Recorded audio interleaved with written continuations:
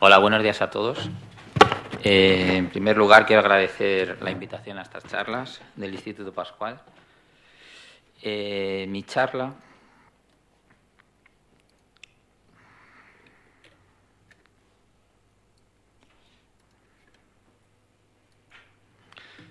lleva el título de la química a alta presión y la transferencia tecnológica. El objeto de la misma es el mostrar el potencial que puede presentar la alta presión. ¿Se oye bien? El potencial que tiene la alta presión actualmente en la tecnología, en las tecnologías, en todo lo relacionado con lo bio. Esperar un momentito que me aclare de cómo pasarlas. Las transparencias. Bueno, pues eso. El objeto de esta ponencia, pues como os he dicho, es el mostrar el potencial de la alta presión. Y todas sus aplicaciones en la parte de la ingeniería biotecnológica. Quizás el título de química, como podréis ver a lo largo de la charla, se queda un poco corto. No solo vamos a hablar de química, sino de bioquímica, de tecnología de alimentos, de farmacia, etcétera. El esquema que vamos a seguir para esta charla va a ser, primeramente, vamos a ver los conceptos de presión. No sé si se me oye bien, si se me oye bien. Bien, el esquema general que vamos a seguir va a ser, primeramente, presentar qué es la presión como parámetro termodinámico, sus conceptos. Veremos cómo se presenta la alta presión en la naturaleza. Veremos una escala de presión en la misma. Y luego nos plantearemos qué puede hacer la alta presión por nosotros. En la segunda parte veremos una breve historia de la alta presión, de cómo ha aparecido a lo largo del siglo XX e incluso finales del siglo XIX. Y la parte importante de la charla será la tercera parte, que será la alta presión y las aplicaciones en biotecnología. Dentro de todo ello veremos el uso de la alta presión en la industria.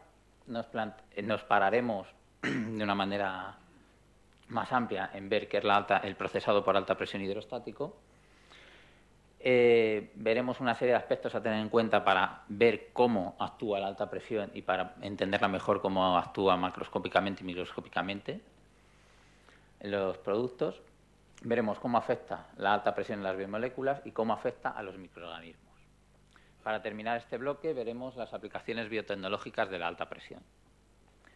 Y para concluir, y depende del tiempo que tengamos, pues nos plantearemos qué puede hacer la alta presión, qué podemos hacer nosotros por la alta presión, y presentaremos brevemente el programa de Malta Consolider que ya ha introducido Ventura. Bien. Pues comenzando con la primera parte de la definición de presión, nos pararemos en la definición de presión de la Real Academia de la Lengua. Como veremos, existen numerosas acepciones de qué es la presión.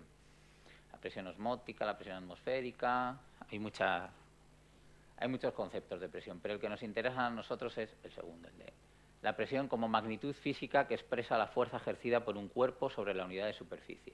Su unidad en el sistema internacional es el pascal. Es decir, matemáticamente, la presión es la fuerza por unidad de superficie. O por desarrollos matemáticos, llegamos a que la presión es ejercer una energía por una unidad de volumen. Con esto tenemos que la presión y el volumen son inversamente proporcionales. Sus unidades, en las que nos indica el Sistema Internacional de Medida, es el newton partido por el metro cuadrado, que es el pascal. Bien. A nivel microscópico, lo que hacemos al ejercer una presión sobre un determinado volumen y al aumentarlo es cada vez reducirlo más. Con ello lo que hacemos es juntar las moléculas de este interior de un volumen, de un determinado fluido, que cada vez se van juntando más y los choques entre sí van aumentando, con lo que aumenta la presión, tanto internamente del fluido como contra las paredes del recipiente que lo alojan. Al ser la presión y el volumen inversamente proporcionales, podemos jugar con las unidades que lo forman. Por ejemplo, para una determinada fuerza sobre una superficie, podemos modular esta presión para aumentarla, o bien disminuyendo esta superficie, o bien aumentando la fuerza. Nosotros en el laboratorio, industrialmente, lo que jugamos es tanto aumentar esta fuerza como disminuir la superficie de contacto donde se ejerza la presión. Bien. Seguramente la presión sea la magnitud termodinámica, la magnitud física que en mayor número de unidades es expresada a nivel científico. Aquí os presento dos rangos de presión. Uno es el de la presión atmosférica, con sus equivalencias, en la que estamos más habituados, el de una atmósfera, en las unidades de PSI, que son pound por libras por pulgada cuadrada, newton metro cuadrado, y con otro color reflejo las unidades que vamos a utilizar aquí, la de las atmósferas, que equivale a 10 elevado a 5 pascales. Como veréis, esta unidad es un poco difícil de manejar, realmente, para las unidades de alta presión que vamos a ver.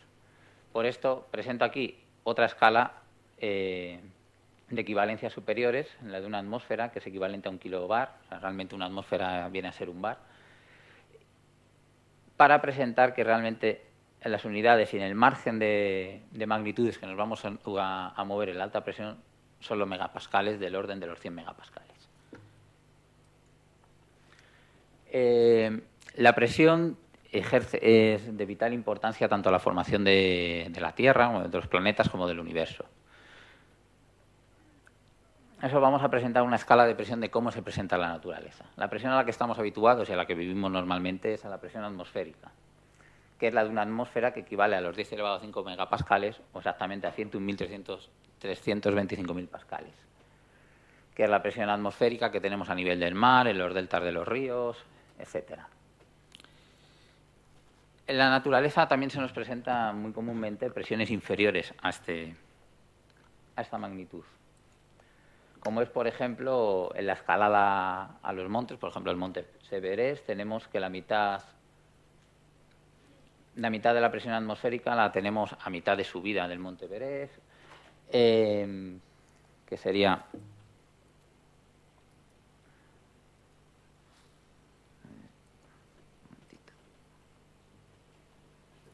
Un momentito que me estoy avanzando. Perdonad un momento.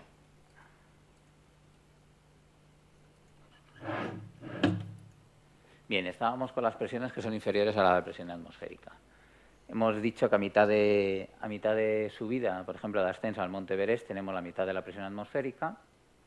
Una quinta parte de la presión atmosférica es la presión media del torrente sanguíneo. Incluso una centésima parte es la presión que ejercemos al pronunciar la consonante P con la boca. Pero también existen las presiones superiores a la presión atmosférica. Siguiendo esta escala, pues tenemos la presión a la presión máxima a la que es sometido un submarinista, la presión que se ejerce dentro de un cilindro de un motor de combustión, la presión promedio a la que se somete un submarino nuclear en los fondos marinos, pero nos detendremos en la mayor presión ejercida o que se soporta en el fondo marino de las fosas marianas, que es el de 100 megapascales. Esta es la presión que vamos a utilizar en la presión hidrostática que posteriormente presentaré. En la naturaleza también tenemos presiones superiores, por ejemplo, la de 100.000 atmósferas o 10 gigapascales, que es la presión a la que en el laboratorio somos capaces de convertir el grafito en diamante, o la presión que existe en el centro de la Tierra, que son 3,5 millones de atmósferas o 350 gigapascales. En la naturaleza, en el universo, existen presiones aún más grandes, por ejemplo, en el centro de los planetas gaseosos como Neptuno, Urano, etcétera, que nos van a ser de importancia para la búsqueda, por ejemplo, de la metalización del hidrógeno. En las escalas lo que consideramos o lo debemos considerar nosotros como altas presiones, pues son las que están dentro de este cuadrado en amarillo. Las de 20 megapascales las consideraremos altas presiones moderadas, y a partir de 100 megapascales las consideraremos como altas presiones de verdad.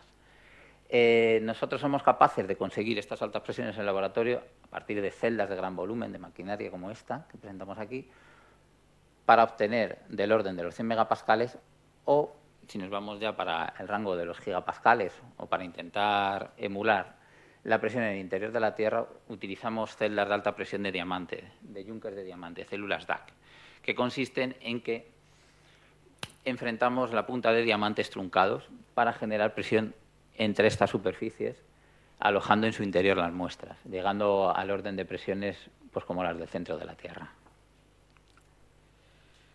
Bien, una vez hemos presentado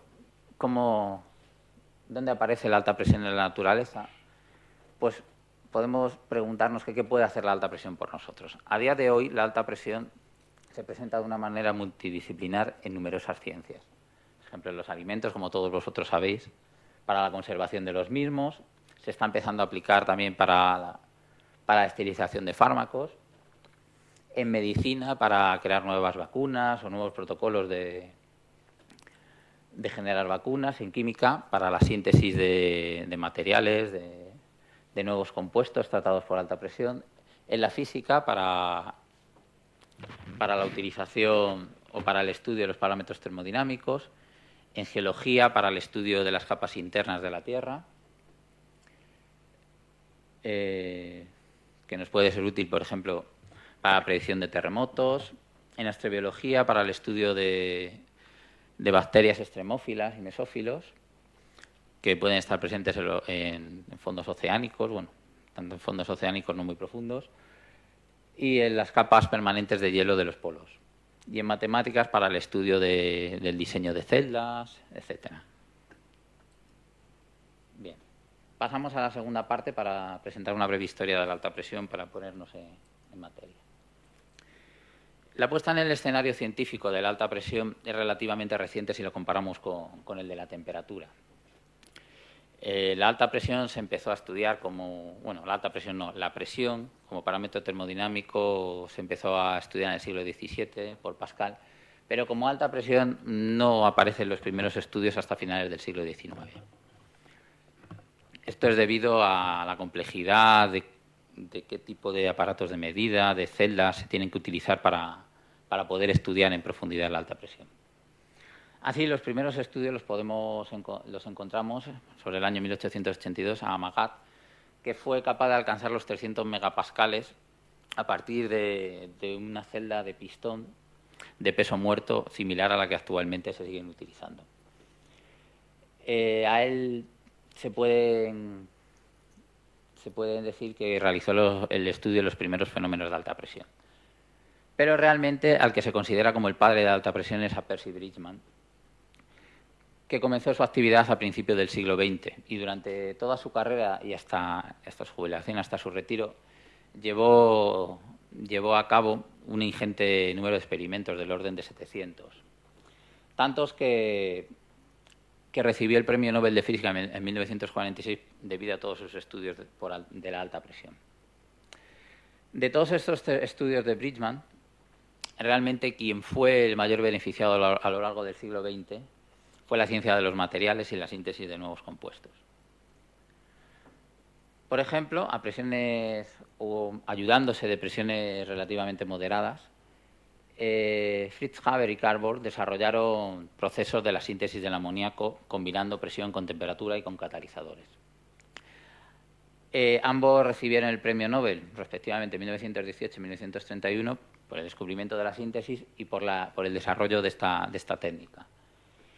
Como os digo aquí, pues sus reacciones combinando nitrógeno e hidrógeno molecular gaseoso, unas determinadas condiciones de presión y de temperatura, y ayudándose de los catalizadores, pues fue capaz de sintetizar amoníaco. A lo mejor dicho así, no vemos realmente la importancia, pero si vemos en los años en que se produjeron estos experimentos y estos descubrimientos, pues tenemos que ver el contexto histórico. Durante estos años hubo una gran crisis por la producción de nitratos, ya que los nitratos se sacaban del nitrato de Chile, del caliche. Y hubo una gran crisis durante la Primera Guerra Mundial porque se quedó toda la producción en manos de los británicos y los alemanes se tuvieron que buscar la vida para cómo conseguir estos nitratos.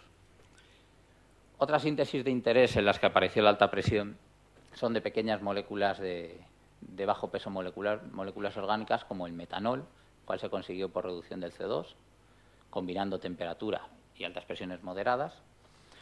La urea, por reacción entre el amoníaco y el CO2, también a altas presiones moderadas por combinación de la temperatura. y la elaboración de monocristales de materiales funcionales como el óxido de silicio o el cuarzo en su fase alfa, importante como piezoeléctricos en toda la industria relojera, y el nitruro de galio, por ejemplo, que en pocos años veremos cómo cambia nuestra vida al ser un potente emisor de luz, y en pocos años veremos cómo cambian todas las bombillas de nuestras casas o de los objetos. Actualmente se utilizan, por ejemplo, los móviles, las luces de las bicicletas, etcétera.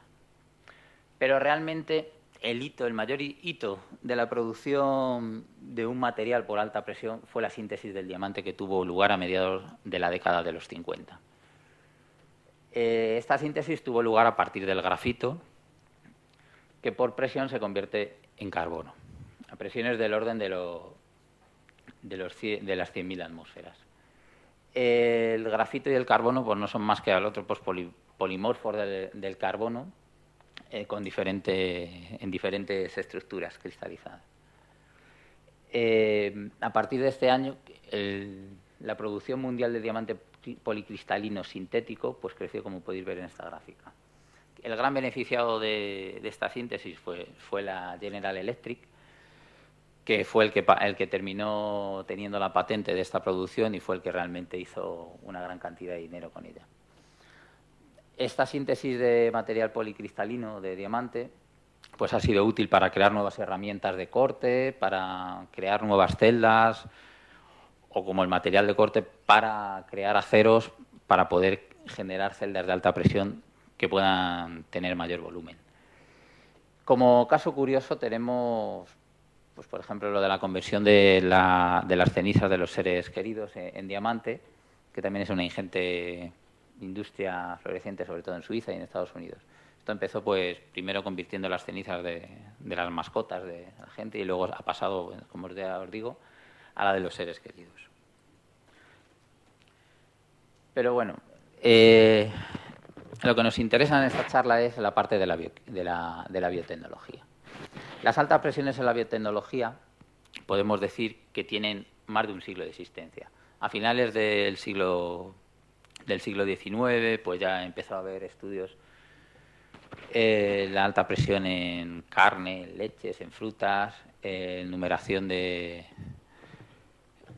poblaciones de microorganismos sometidos a alta presión, etcétera. Pero realmente volvemos a encontrarnos que en 1914, en uno de sus numerosos estudios de Bridgman, el considerado el padre de la alta presión, pues presenta los primeros estudios que podemos considerar de la parte biotecnológica.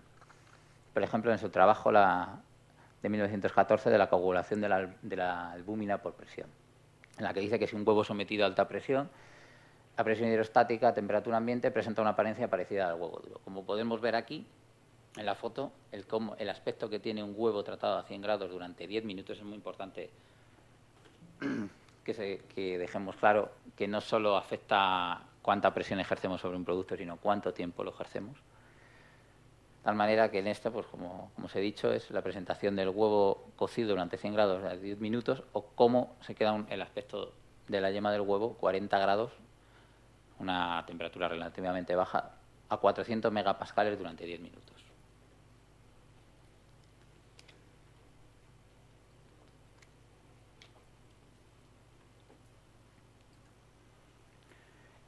A lo largo del siglo XX, la alta presión en la biotecnología quedó un poco latente, quedó un poco dormida. Hubo pequeños estudios, la síntesis de una vacuna en París para la poliomielitis, etcétera, pequeñas medidas, pero realmente hasta la década de los 90 no emergió la biotecnología a las altas presiones. En la Universidad de Kioto empezaron a realizar estudios, empezaron a apretar con alta presión todo lo que aparecía por allí, de tal manera que realizaron los primeros estudios también de la viabilidad comercial de alimentos tratados por alta presión. Esto permitió que en apenas 5 años estuvieran comercializados a pequeña escala más de 6 o 7 productos en la industria comercializada en Japón.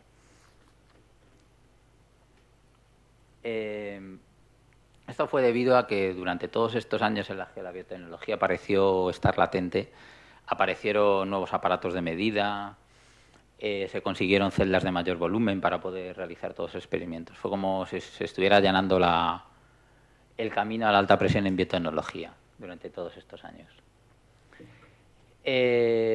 Como ya os he dicho, los primeros que empezaron a estudiar, a presentar productos comercializados tratados por alta presión en biotecnología fueron los japoneses. Pero en pocos años empezaron a aparecer productos comercializados a alta presión en Francia, Estados Unidos y en España. Por ejemplo, en Estados Unidos en 1997 pues, se comercializó el agomés, que es un guacamole tratado por alta presión, o ostras crudas, en 1999. Pero es importante reseñar que España no se quedó a la zaga en este tipo de tecnología. Así, en 1997 la empresa Espuña fue la pionera de este tipo de tecnología y lanzó el primer producto tratado por alta presión, que fue el jamón cocido loncheado.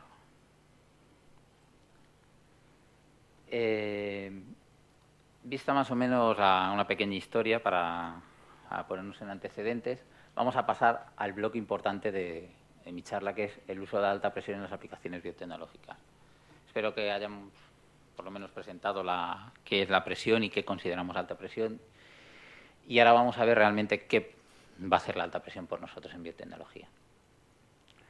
Nosotros nos vamos a centrar en la tecnología de alimentos, en la cosmética, en los usos de la medicina y biología y en los usos de la farmacia. El uso de alta presión en la industria a día de hoy ya está realmente puesto en marcha, ya os digo, desde los años 90. Así se utiliza la alta presión para extracción de productos por fluidos supercríticos, por ejemplo de esencias, por presiones moderadas inferiores a 20 megapascales. Luego habrá una presentación que hablará de fluidos supercríticos y se podrá desarrollar más. También se utiliza la alta presión, por ejemplo, en técnicas de cocción y extrusión para golosinas o cosas así, realmente para productos no muy sanos. También se utiliza la alta presión para cortes asépticos por chorro de agua a alta presión, llegando a utilizar presiones del orden de los 400 o 600 megapascales. También un uso muy importante, que luego nos presentará Ventura, es la homogeneización por alta presión dinámica, ¿no?, conocido por las siglas UHPH, que utiliza presiones del orden de los 150 megapascales a los 400. Pero yo me voy a centrar más en la alta presión hidrostática en general. Para ello, os voy a presentar primero la definición para que la entendamos mejor. Primeramente, el procesado por alta presión hidrostática es un método de tratamiento de productos de todo tipo, alimentos, fármacos, cosméticos, donde estos son sometidos a presiones del orden de los 400 megapascales, lo que equivale a 4.000 atmósferas. Es importante reseñar que este sometimiento tiene lugar durante varios minutos, durante un tiempo reflejado o prefijado. Si el módulo de presión al que es sometido el producto es el mismo en todas las direcciones del espacio, entonces hablamos de una presión isostática. Nos referiremos a presión hidrostática cuando la presión ejercida sobre un determinado producto de manera isostática es transmitida por el agua. El agua lo que permite es que la presión sea homogénea y uniforme en todas las direcciones del producto. En ausencia o en presencia de calor, con esta presurización lo que conseguimos es la inactivación de los microorganismos patógenos presentes en estos productos alimenticios, o en fármacos o en cosméticos. Como habéis visto antes, este proceso de presurización es conocido por las siglas HPP, del inglés de High Pressure Processing, y también es conocido con las siglas UHP, de Ultra High Pressure Processing. También recibe el nombre de pascalización por su paralelismo con la pasteurización, de todos conocida. La pascalización consistiría en sometimiento de los productos a altas presiones a temperaturas ordinarias, mientras que la pasteurización, como todos sabéis, son el someter a los productos a altas temperaturas a una presión atmosférica. Es importante reseñar que para que a un producto se le pueda someter a alta presión hidrostática, este tiene que tener cierta cantidad de líquido en su interior, para que la presión pueda ser transmitida dentro del mismo de una manera homogénea. De momento hemos hablado mucho, pero realmente, como se suele decir, una imagen vale más que 1000 palabras. Vamos a ver un vídeo realmente de cómo funciona en la industria el procesado de alta presión, para que lo podáis entender mejor.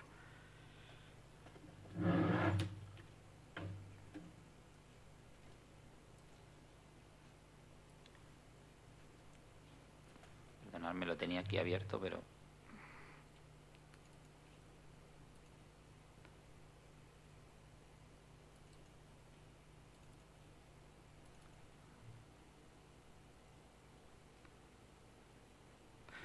Bien, vamos a ver un vídeo de una industria japonesa. Como veréis, no es casualidad que sea japonés, porque realmente han sido los pioneros en este tipo de procesado. Aquí vemos cómo se meten pues unas almejas en una vasija en una línea de producción de una máquina que cabe reseñar que es una máquina de producción española, de la empresa de NC Hyperbaric, que produce este tipo de maquinaria para el procesado industrial por alta presión a nivel mundial. Realmente está muy bien colocada como posicionamiento a nivel industrial en todo el mundo. Aquí vemos cómo se ha introducido la vasija, las ostras. Se ha metido en el yunque de...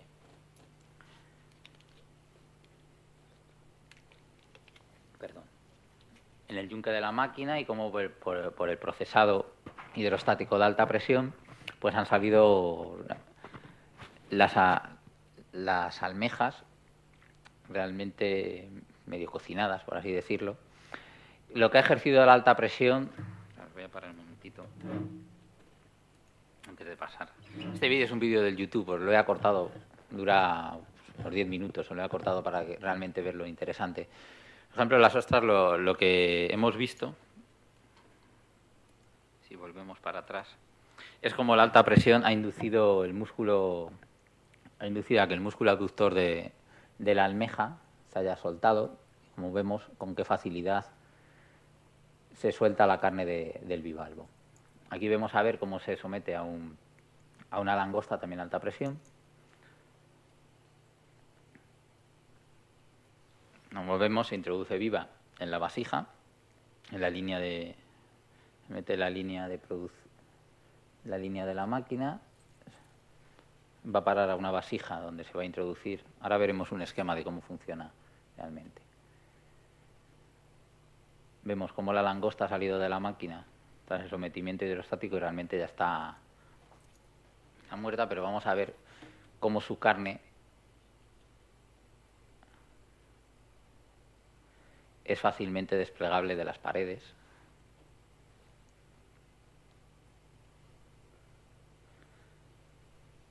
Esto nos va a ser útil para aumentar la vida o para la exportación de productos, por ejemplo, de mariscos y de pescados. Como vemos con qué facilidad sale la carne.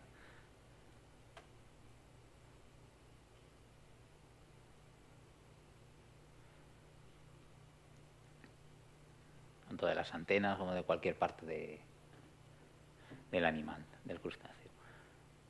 Como os he dicho, es importante reseñar que esta maquinaria es de producción española. Es una empresa con la que colaboramos en el proyecto de Malta, o estamos empezando a colaborar con ellos, de los cuales podemos aprender bastante por su experiencia a nivel mundial de sus exportaciones. Veremos, la comida procesada por alta presión realmente es comestible, tratada.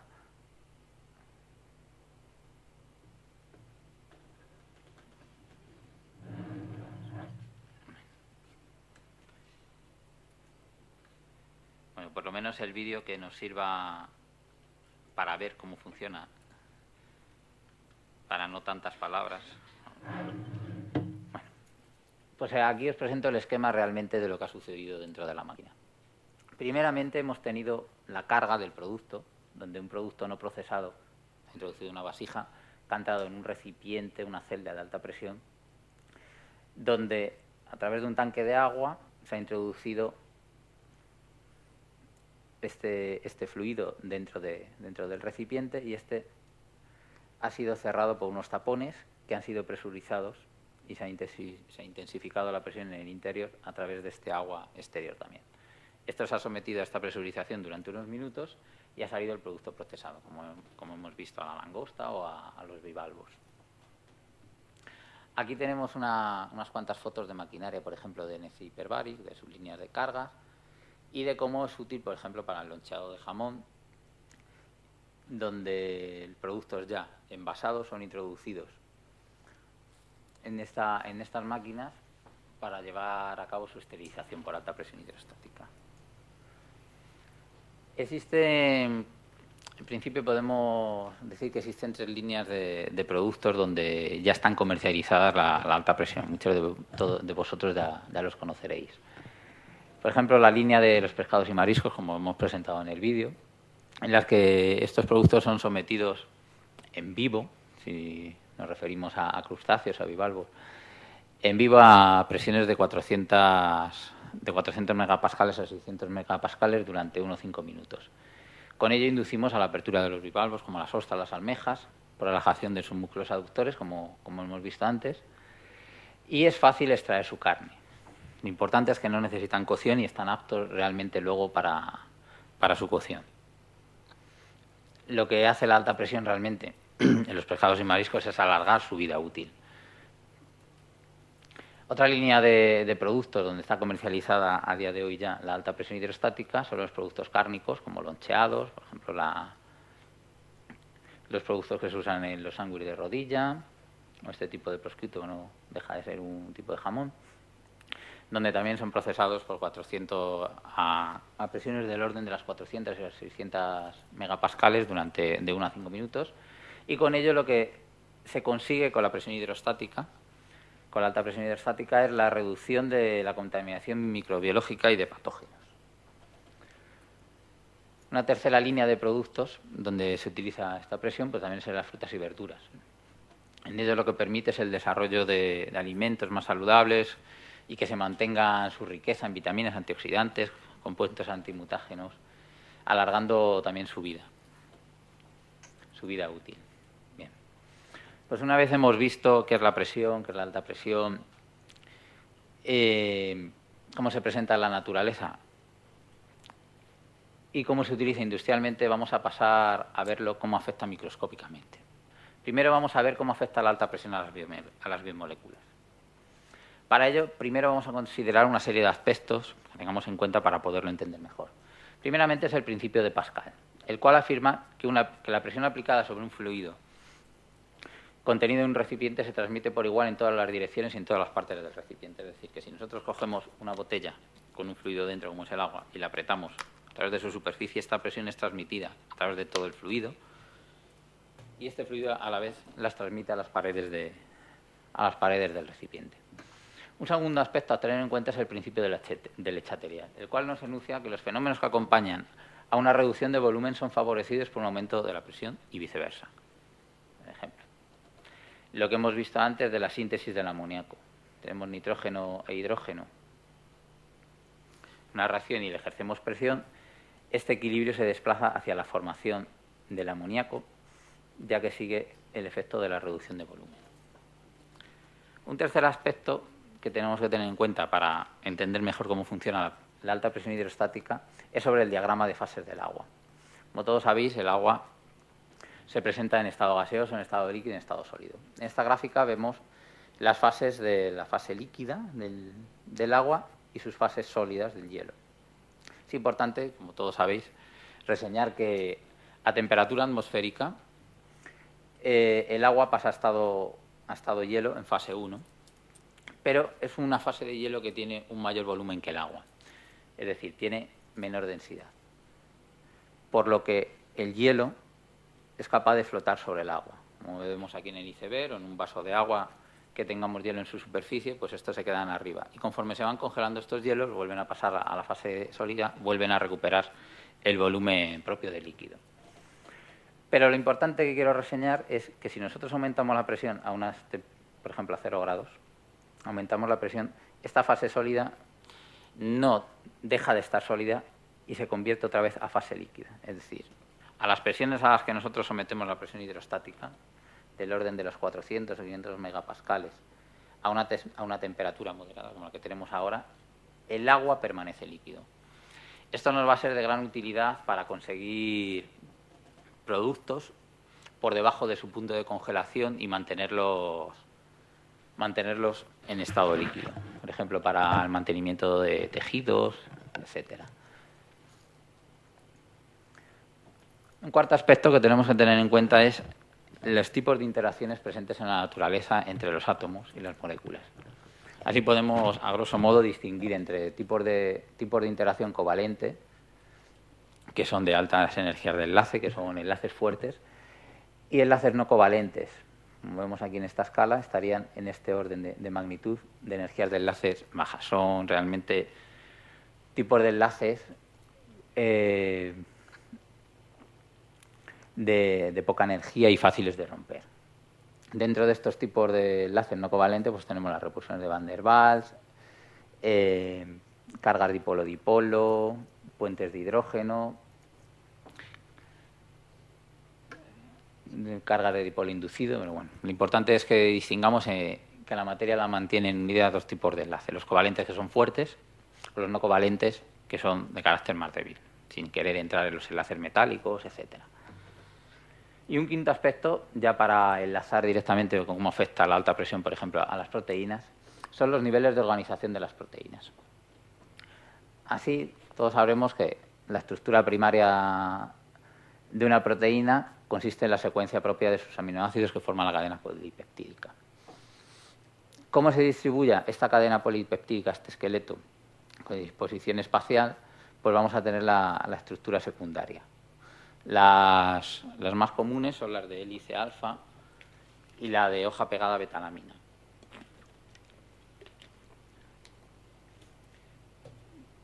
Un nivel superior de organización de las proteínas, ese es el de la estructura terciaria, que no es más que la disposición tridimensional de estas cadenas polipeptídicas.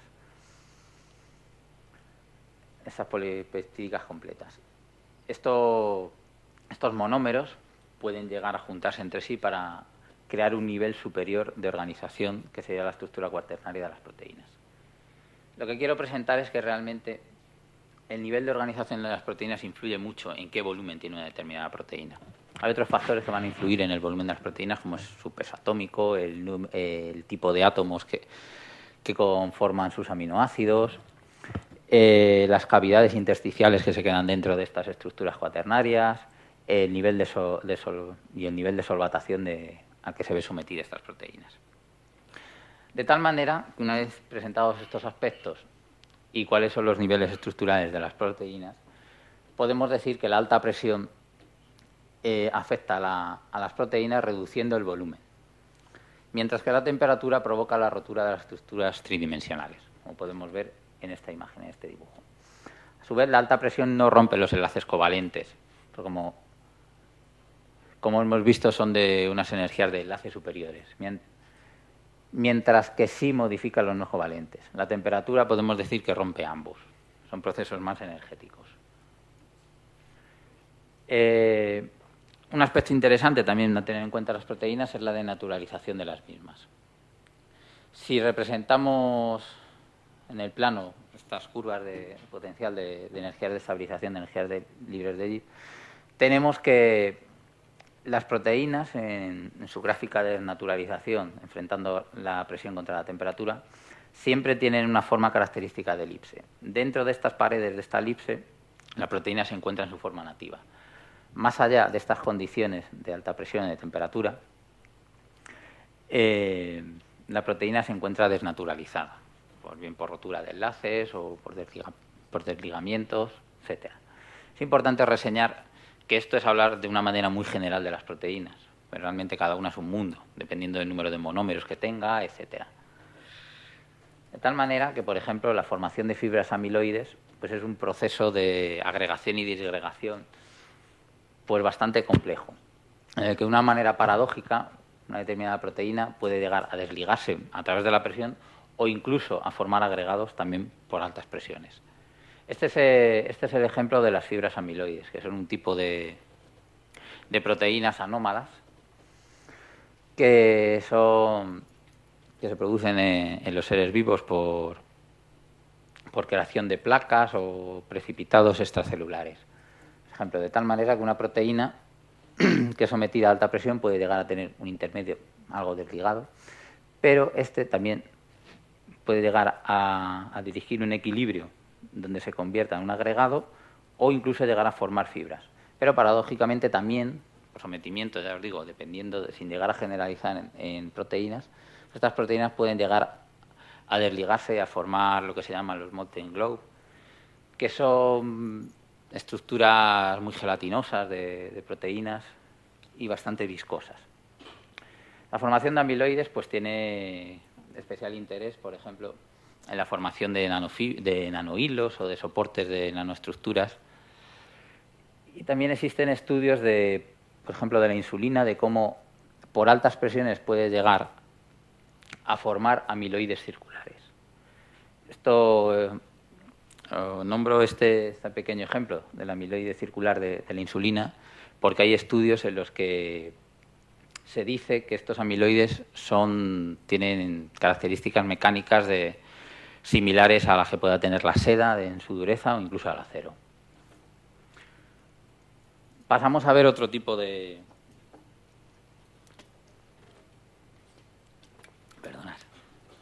biomolécula, como son los de los glúcidos, y ver cómo afecta la alta presión a los glúcidos. Por ejemplo, aquí tenemos la clasificación de los glúcidos en osas y óxidos.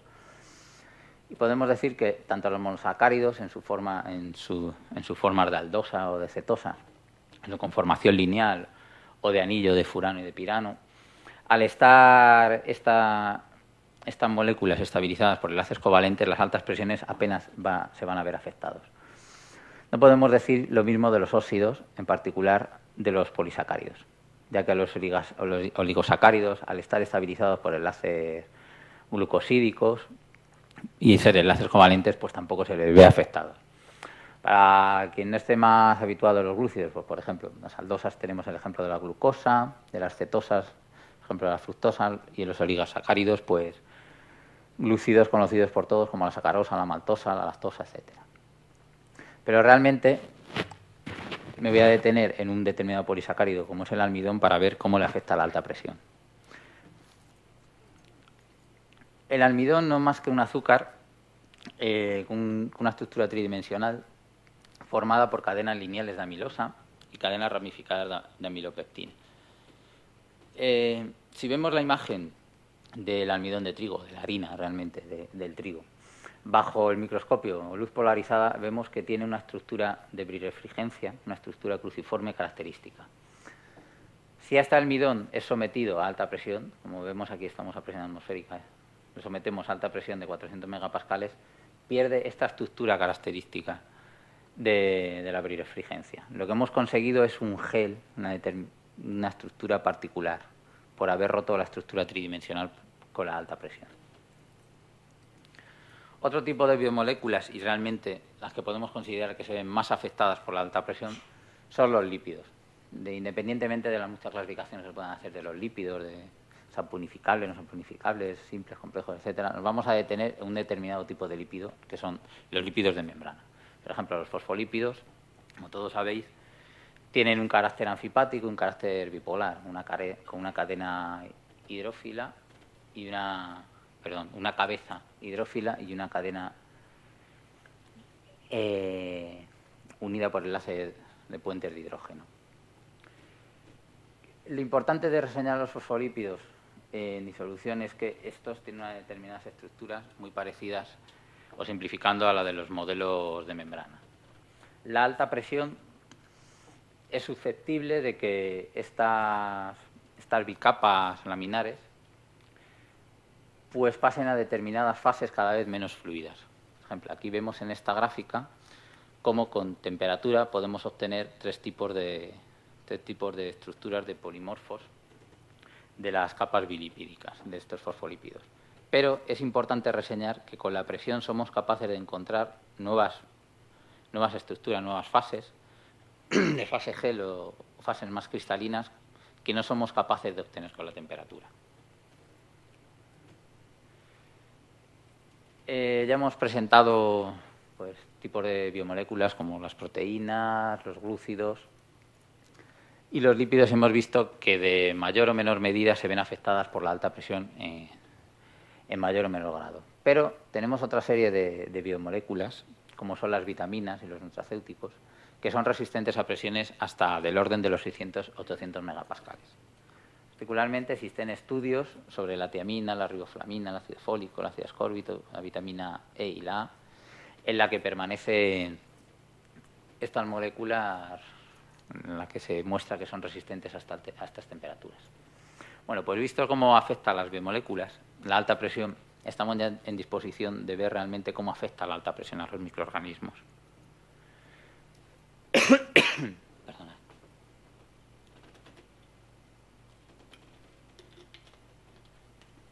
No sé cómo andamos de tiempo.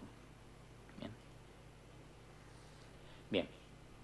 La alta presión, como hemos visto ya predicciones de cómo actúan las biomoléculas, pues podemos decir que la alta presión actúa sobre los componentes lipídicos, tanto proteicos como lipídicos de las membranas celulares, induciendo a la inactivación de los mismos.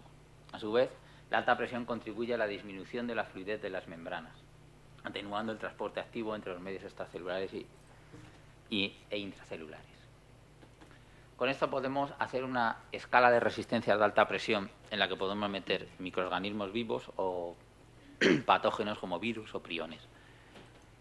En el escalafón más bajo tenemos, por ejemplo, a los virus, como todos sabéis, están a caballo entre organismo vivo y no vivo, en el que, dependiendo de que estén protegidos por una cápside o no, pues serán más o menos resistentes a las presiones. Por eso tenemos un amplio intervalo de presiones a las que son resistentes. Así, por ejemplo, hay estudios de la viabilidad de los virus, como el bacteriófago, el SINVIL, la gripe, el herpes simple, el virus del SIDA, etc. En un escalón superior de la escala de resistencia tendríamos a las levaduras y los mohos, que quedan inactivados a presiones del orden de los 200 o 400 megapascales. En un escalón superior tenemos a las bacterias gram negativas y gram positivas. Las gram negativas se diferencian de las gram positivas por la estructura de peptidoglicanos que tienen en su membrana, pues les confiere una resistencia mayor que las bacterias gram negativas. Y podéis ver los rangos de presiones a los que se inactivan. Y como escalón superior de escala de resistencias tenemos a los mohos y las bacterias esporuladas, que son capaces de resistir presiones del orden de los 1000 megapascales, de 1 gigapascal, incluso de los 2 gigapascales. También en esta escala de presión podemos meter a los priones, aunque no son organismos vivos, que son determinado tipo de proteínas ricas en láminas beta, son proteínas anómalas, que a lo mejor como palabra priones pues no suena, pero todos sabéis que son las proteínas culpables de enfermedades como las encefalopatías espongiformes, del mal de las cabras locas, de las vacas locas y la enfermedad de Creutzfeldt-Jakob. Bien, pues ya hemos visto, una vez visto que es la alta presión, cómo afecta a cómo afecta la alta presión a las biomoléculas y a los microorganismos, pues vamos a ver realmente las aplicaciones que están presentes ya a nivel industrial o que están preparadas para salir al mercado. Las aplicaciones en biotecnología no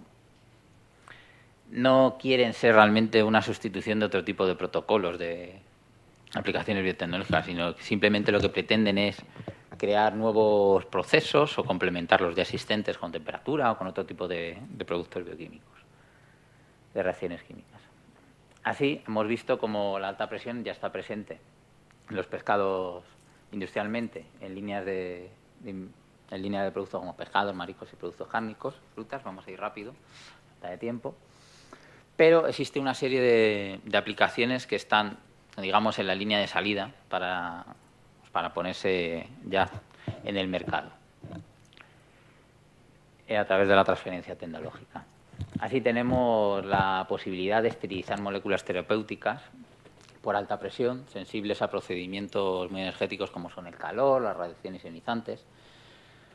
Así existen estudios para salvaguardar moléculas de ese tipo terapéuticas, como la insulina, los péptidos, anticuerpos monoclonales, etc. También la alta presión se ha estudiado que es válida para la esterilización de nuevas fórmulas galénicas más modernas, como son las esferulitas, nanocápsulas, etcétera, que son contenedores propios para medicamentos, pigmentos, colorantes, etcétera. También la alta presión es válida como nuevos protocolos para la esterilización de alta presión, de material quirúrgico, de material de implantes, de material endoscópico, incluso de desechos hospitalarios, por combinación con otras técnicas, como por ejemplo la variación del pH, la temperatura, etcétera. La elaboración de vacunas también está estudiado que puede ser utilizado como protocolo alternativo a los métodos químicos corrientes utilizados utilizados para la elaboración de vacunas, como son la temperatura. Y así existen estudios en los que se llegan a denaturalizar virus por denaturalización de sus proteínas virales, pero que son capaces de permitir que estos virus tengan todavía latente su poder inmunógeno. Rápido. Otro tipo de tecnología aplicable de alta presión es la Pressure Cycling Technology, que es válida para la inactivación de virus, por ejemplo, presentes en el torrente sanguíneo. Existen estudios en los que se demuestra que no existe un gran deterioro de los factores de coagulación tan importantes, por ejemplo, para tratamientos de las hemofilias. Tampoco hay deterioro de productos sanguíneos como la trombina y inmunoglobulina. Como veréis, abajo siempre está la referencia. Si alguno está interesado, luego me lo preguntáis y os doy la referencia. El uso de la alta presión también es válido e incluso está ya comercializado en productos como este arroz hipoalergénico precocinado en Japón. Es válido para la reducción de la actividad alergénica de los alimentos. Por ejemplo, esta empresa de Go Seika tiene patentado, como os digo, un proceso para comercialización del arroz hipoalergénico. También es válida la alta presión para la disociación de las parejas antígeno-anticuerpo, sin llegar a desnaturalizar ambas entidades. Esto es útil para la base de nuevos soportes de inmunoafinidad o para crear nuevos procesos alternativos de bioseparación con un grado de pureza que se requiere en la industria biotecnológica. Por ejemplo, para la elaboración de geles proteicos y mixtos, tanto de glúcidos como mixtos de proteínas y glúcidos. Este tipo de geles tiene una gran importancia en la industria cosmética y farmacéutica. Existen estudios de cómo la presurización de estos geles adquieren unas características novedosas de viscosidad y de cómo han sido homogenizados.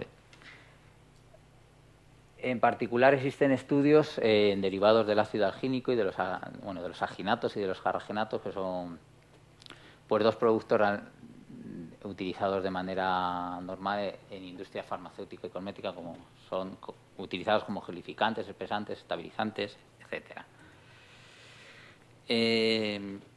Hemos visto una serie de procesos que están en estudios de la alta presión, que son extrapolables a la industria alimentaria, agroalimentaria, farmacéutica, etcétera. Y vamos a ver, para terminar esta fase de aplicación, esta parte de las aplicaciones, una serie de reacciones químicas que son favorecidas por la alta presión.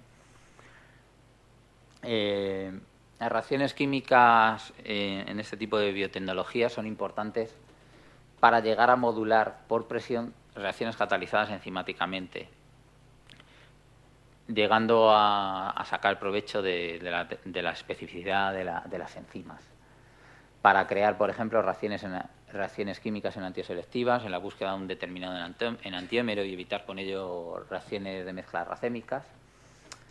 También hay estudios de cómo la alta presión favorece reacciones orgánicas, como son las cicloadiciones 1,4 de las reacciones de Diels-Alder entre un dieno y un dienófilo. También favorece reacciones de cicloadiciones 1,3 dipolares, reacciones de Huygens.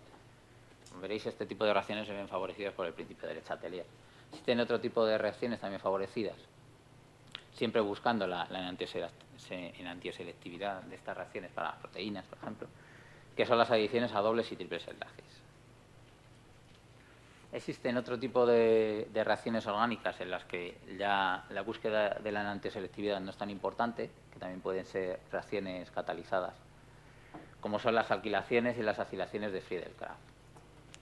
Este tipo de reacciones tienen lugar en bioreactores a presiones moderadas del orden de los 200 megapascales, presión que son capaces de no llegar a desnaturalizar las enzimas utilizadas como catalizadores en este tipo de presiones.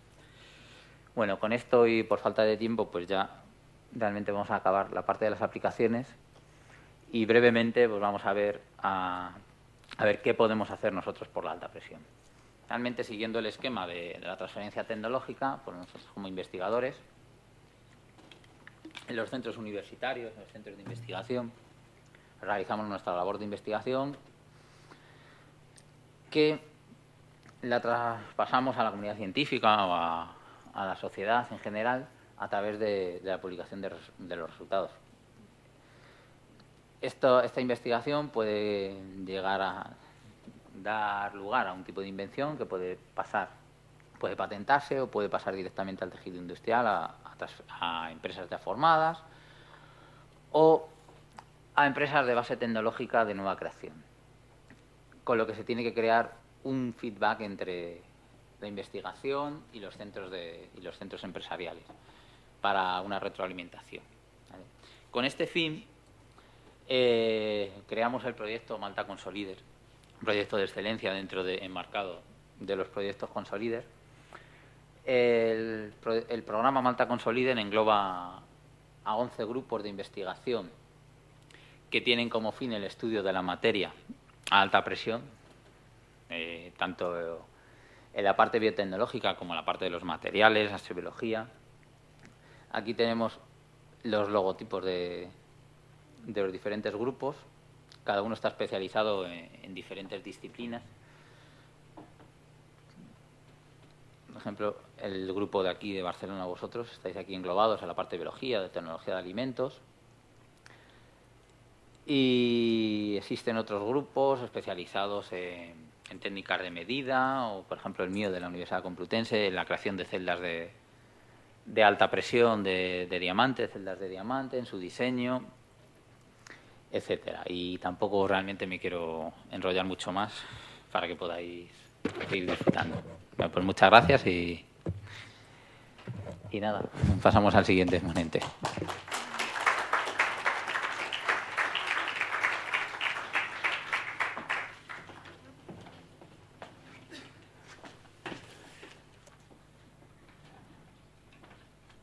Bien, muchas gracias. ¿Alguna pregunta a esta primera ponencia?